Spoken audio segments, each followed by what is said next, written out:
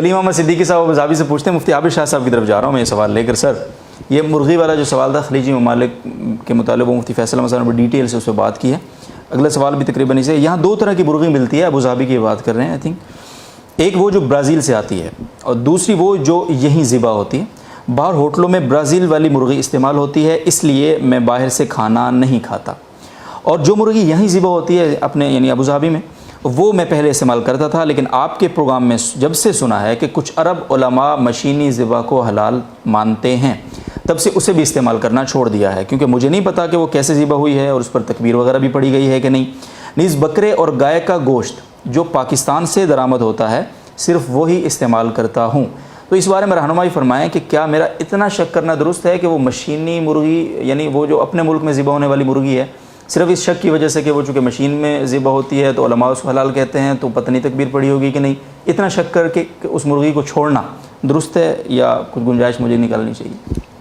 جی, مشینی ذبیحے کے حوالے سے اور امپورٹڈ میٹ کے حوالے سے مفتی فیصل احمد صاحب نے بھی تفصیل ذکر کر دی. میں مختصراً دوبارہ عرض کر دیتا ہوں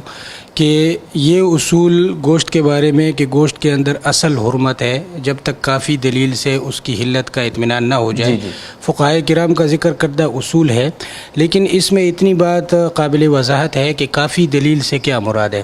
تو کافی دلیل سے ایک تو یہ مراد ہے کہ اس گوشت کا بنانے والا, ذبح کرنے والا یا خبر دینے والا مسلمان ہو, وہ بتائے کہ یہ حلال گوشت ہے. تو مسلمان کی خبر پر اعتماد کرنے کی شریعت نے اجازت دی ہے, اس پہ اعتماد کر کے اس کو کھا سکتے ہیں. اسی طریقے سے اگر صراحتاً کوئی مسلمان خبر نہ دے رہا ہو لیکن وہ ملک ایسا ہو کہ مسلمانوں کا ملک ہو اور یہ معلوم ہو کہ وہ مسلمانوں کے اس ملک میں ذبح ہوا ہے, تو اس پر بھی اعتماد کرتے ہوئے اصولی طور پر مسلمان ملک میں بننے والا اور ذبح ہونے والا جو جانور ہے اس کو ہم حلال سمجھ سکتے ہیں. صحیح. تو کافی دلیل میں یعنی یہ بھی آتا ہے. تو اب چونکہ یہ جو عرب ممالک سے متعلق ان کا سوال ہے تو وہاں چونکہ وہ مسلمان ممالک ہیں تو اس لیے اگر کسی اس کے بارے میں ذبیحہ کے بارے میں اتنا اطمینان ہو کہ یہ وطنی ہے, وہاں مقامی طور پر ذبح ہوا ہے, تو اصولی طور پر فتویٰ کی روح سے اس کو استعمال کرنے کی گنجائش ہے. لیکن یہ بات جو ہم نے کی تھی وہ ہم نے اس حوالے سے کی تھی کہ ایک تو یہ صورتحال ہے کہ آپ کو یہی پتہ نہیں ہے کہ یہ گوشت